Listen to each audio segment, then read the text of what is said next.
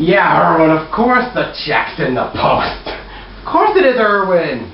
Would I lie to the Inland Revenue?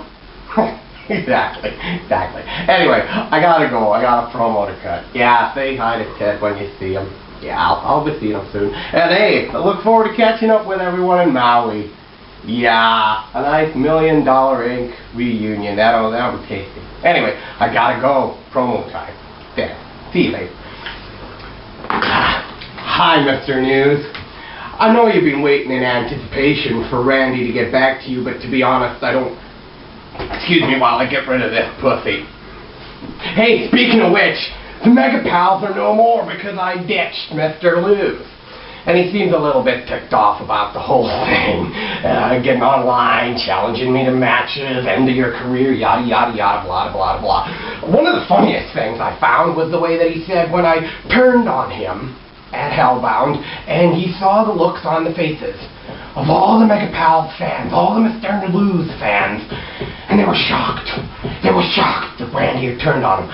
News, that wasn't a look of shock. That's just the look they have.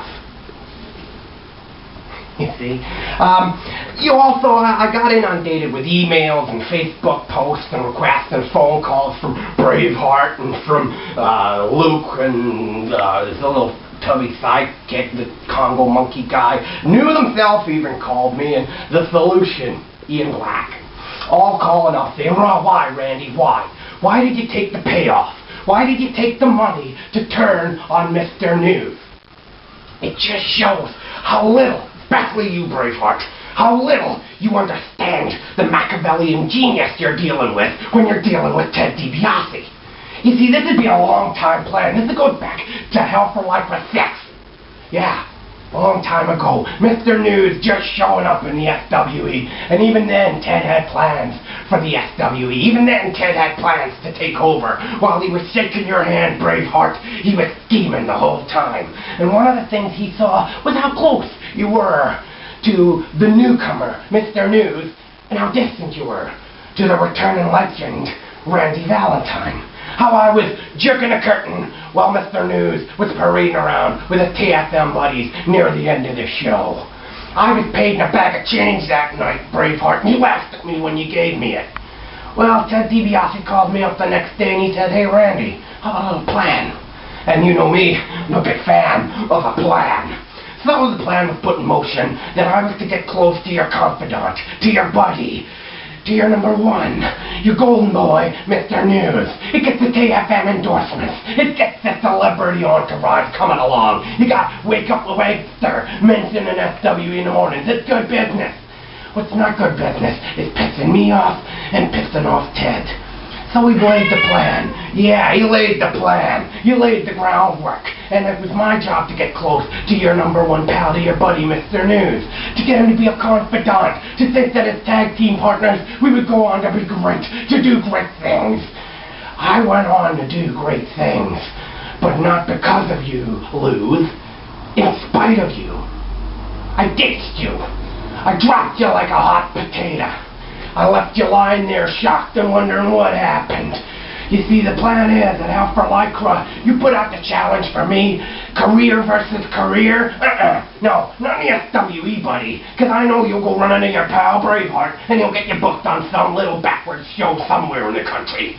My plan is to end you. That's it. Wrestling, radio, backstage at T in the Park, it'll all be over. Because nobody wants somebody trundling around backstage at T in the Park looking like Christopher Reeve controlling your chair with your tongue. Because that's all you're going to be able to do when I'm finished with you, News. You dare to challenge Randy Valentine. You dare to want me to put my career on the line. Well, my career is always on the line. Every time I go out there, it's 110%. And I know there's no such thing as that extra 10%, but with me there is, because I defy the laws of physics. So in Hell for Life News, I'm going to send in that neck breaker, and I'm going to drop it down, and I'm going to snap your puny little neck, and that'll be it. Radio, wrestling, everything over for you. And while Braveheart's through the back, worrying about his best bud on the way to the hospital in a vegetative state. Do you really think he's going to be able to concentrate on a world title match? I don't think so. The check pieces are all in place. It's checkmate, Braveheart. It's checkmate, lose. It's all over. Hell for Lycra is coming. It's just a few days away. And you've unleashed an animal. You've got a tiger by the tail. And I'll tell you what, I'm the baddest cat in the SWE. And tigers never change their stripes. And you know what the best bit is? This is the killer. This is the Christopher Nolan twist. This would make M. Night Shyamalan ding-dong piss in his pants. I wasn't paid to betray you, News.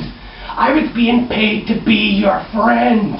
I never liked you. I never wanted to hang around with you. I never wanted to eat your girlfriend's disgusting chili, and that's not a euphemism. I was paid to be in your corner. I was paid to be on your side, and then at your weakest moment, paid not to betray you. No. That came free. I was only paid for the elbow, because I don't do nothing in this world for free, News. Not be your pal, not fight you, not attend Hell for Lycra and end your career. So Hell for Lycra, August 27th, Saturday, this Saturday, the Bonner Hall will be the place where not only your wrestling career ends, News, but your entire existence. You pissed me off, you pissed off Ted, and the whole of Money Incorporated is coming to tear the SWE down!